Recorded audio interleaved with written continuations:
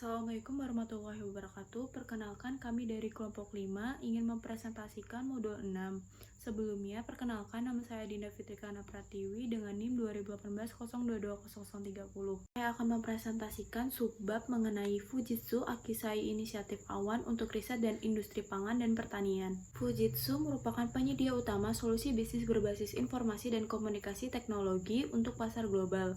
Fujitsu menggabungkan rangkaian sistem dan keahlian layanan dengan produk komputasi dan telekomunikasi serta elektronika mikro yang dapat diandalkan, guna menghantarkan nilai tambah bagi para pelanggan. Komputasi awan merupakan fondasi dari strategi Fujitsu, bertujuan menawarkan komputasi awan dengan menggabungkan pengalaman dan pendekatan dalam memilih mitra-mitra terbaik sehingga dapat memberikan dampak baik bagi pelanggan. Sejak tahun 2008, dengan versi terbarunya yang diluncurkan pada tahun 2012, grup Fujitsu telah menguji coba awan Akisai untuk pangan dan pertanian. Layanan Fujitsu merupakan sebuah layanan infrastruktur yang unik berbasis cloud dengan multi-integritas serta pendekatan secara integratif. Fujitsu telah menjalin aliansi dengan sejumlah pihak yang terkait dengan komputasi awan. Salah satunya bekerja sama dengan Microsoft Azure untuk menyediakan serangkaian solusi komputasi awan lengkap yang berjalan di atas platform Windows Azure. Di Jepang, Fujitsu berhasil menjalankan uji coba yang melibatkan pertanian dan kesehatan. Dengan tujuan dari Fujitsu yakni menjadi pemimpin dalam menyediakan layanan seperti ini di seluruh dunia. Teknologi ini diharapkan dapat mendorong transformasi digital dan inovasi perusahaan dalam penggunaan layanan berbasis komputasi awan. Solusi berbasis software as a service ini memanfaatkan komputasi awan untuk mendukung administrasi pertanian, produksi dan penjualan untuk tanaman lapangan, hortikultura dan peternakan, sehingga memudahkan penerapannya karena sesuai dengan kebutuhannya. Layanan ini bertujuan untuk menghubungkan distributor wilayah pertanian dan konsumen melalui rantai nilai yang ditingkatkan dengan penyediaan aplikasi software as service untuk penggunaan terakhir seperti pertanian, penelitian, dan operator agribisnis. Strategi global untuk menerapkan komputasi awan dilandaskan pada 4 model pemakaian sumber daya komputasi, yakni infrastruktur, aplikasi, aktivasi, dan konten. Melalui cara komputasi awan ini, pelanggan bisa mengadopsi layanan secara fleksibel. Hasilnya, pelanggan bisa mengurangi biaya-biaya teknologi informasi, lebih tanggap terhadap kebutuhan bisnis, serta bisa menyediakan layanan teknologi informasi tanpa mengorbankan keamanan dan tingkat ketersediaan. Berikutnya adalah e-extension dengan orientasi bisnis Rural Agriculture Development Authority di Jamaika atau disingkat dengan RADA.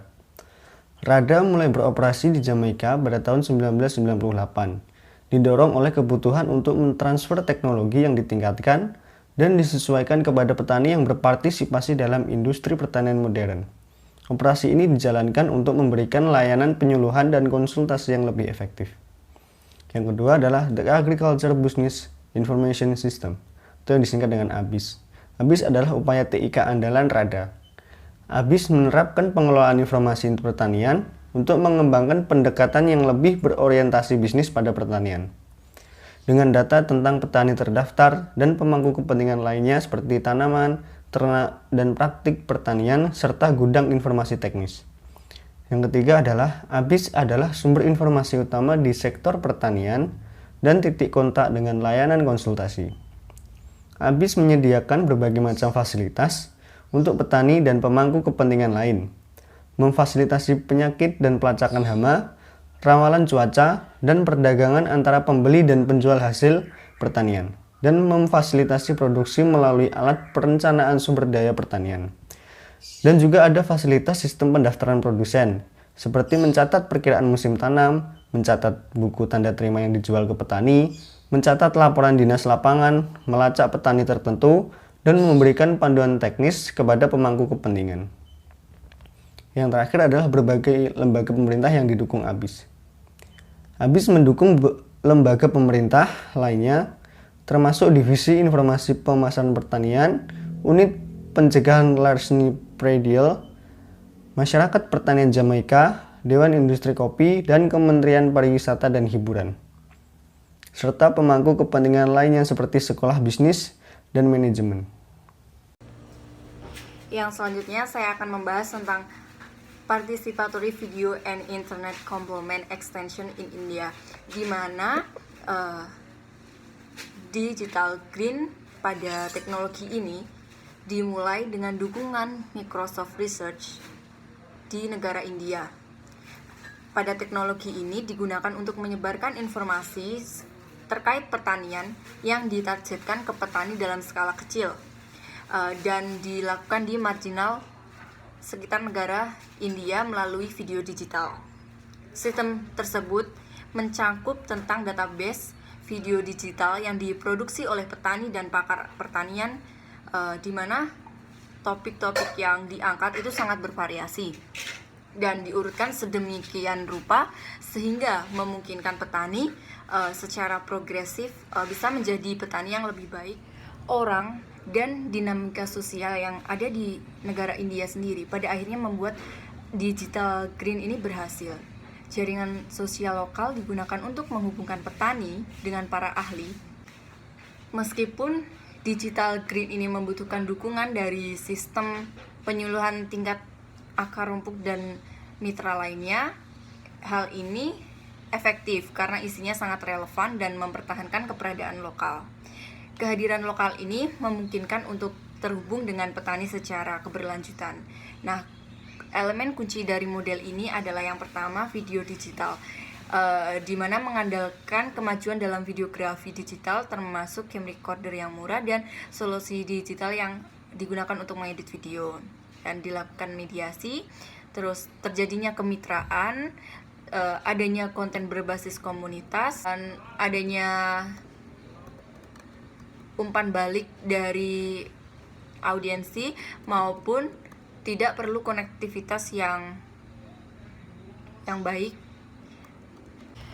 Berbagai inovasi dan alat teknologi yang mendukung peningkatan digital green ini misalnya yaitu perangkat lunak COCO atau connecting online dan connecting offline yang mendukung pelacakan data untuk organisasi dan operasi lapangan yang cukup besar, di mana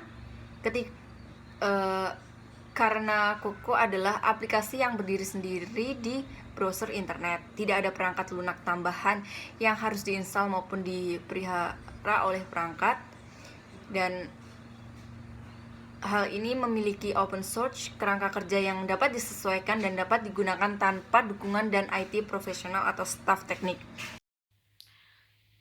Saya Anissa Septriana, NIM 06. Selanjutnya, topik note 6.3, ICT, Digital Tools and E-Learning and Education in Agriculture. Innovative Practice Summary, Lifelong Learning for Farmers in Tamil Nadu. Lifelong Learning for Farmers adalah sebuah aplikasi pendekatan yang digunakan untuk memfasilitasi pembelajaran dan mobilisasi petani untuk terlibat dalam usaha pertanian tertentu secara massal. Konsep dalam aplikasi ini melibatkan penggunaan teknik pembelajaran terbuka dan jarak jauh melalui penggunaan teknologi informasi yang sesuai dan relevan.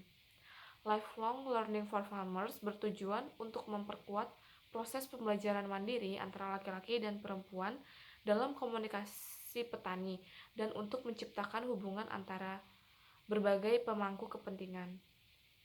Pendekatan Lifelong Learning for Farmers berfokus pada mobilisasi modal sosial, modal manusia, dan modal keuangan untuk membantu mengembangkan praktik pertanian bernilai tambah yang meningkatkan ketahanan pangan rumah tangga serta meningkatkan modal. Kemudian, Vidyal merupakan salah satu lembaga swadaya masyarakat di India. Vidyal merupakan lembaga swadaya masyarakat yang menggunakan Lifelong Learning for Farmers untuk mempromosikan komoditas perbankan di antara 5.000 wanita yang diorganisir ke dalam kelompok swadaya. Melalui pembelajaran tatap muka dan berbasis komputer, Vidyal mendorong para wanita untuk membantu membuat proposal bisnis agar mendapatkan kredit untuk membeli kambing betina, memperoleh dana, serta membeli ponsel. Kemudian setelah mendapatkan pinjaman dari bank, Vidyal dan beberapa peserta wanita dilatih dalam mengembangkan dan menggunakan konten audio untuk pembelajaran berbasis ponsel. Vidal melakukan pengembangan materi melalui konsultasi dengan Tamil Nadu Veterinary and Animal Sciences University, serta mengkontekstualisasikannya dengan budaya dan dialek lokal. Materi pembelajaran yang disampaikan juga berupa informasi dengan pesan yang singkat dan ringkas. Wanita lebih suka menerima pesan di pagi hari pada saat pergi bekerja atau melakukan tugas rumah tangga mereka, seperti sedang merumput. Tuh. Kemudian dampak penerapan dari lifelong learning for farmers, yaitu kontribusi penting dari penerapan lifelong learning for farmers ini dapat menjalin hubungan antara lembaga peneliti dan pendidikan, organisasi yang menyediakan layanan berupa penyuluhan dan konsultasi, dan pemangku kepentingan umum, seperti perguruan tinggi pertanian dan kedokteran hewan, yang ikut mendukung dalam memberikan materi pembelajaran tentang benih, hewan, dan mata pelajaran lainnya. Apabila para wanita merasa belum paham dengan materi yang disampaikan, mereka akan mengumpulkan pertanyaan, kemudian mengirimkannya melalui email video ke pihak universitas. Juga menggunakan sistem FIQ. Dalam proses pembelajaran ini, informasi mengalir secara dua arah, yaitu saat petani yang berkontribusi dalam pembelajaran informal dan petani memberikan pengetahuan mereka kepada mitra lainnya. Menyadari bahwa pembelajaran berbasis ponsel memiliki potensi yang besar, Commonwealth of Learning meminta University of British Columbia untuk mengembangkan audio-based learning management system and learning content management system. Universitas membuat prototipe yang disebut Learning Interactive Voice Educational System yang tidak hanya memungkinkan materi pembelajaran berbasis audio diotomatiskan, tetapi juga membantu memproses tes, umpan balik, dan tanggapan melalui database yang sesuai. Demikian presentasi kami, kurang lebihnya mohon dimaafkan. Wassalamualaikum warahmatullahi wabarakatuh.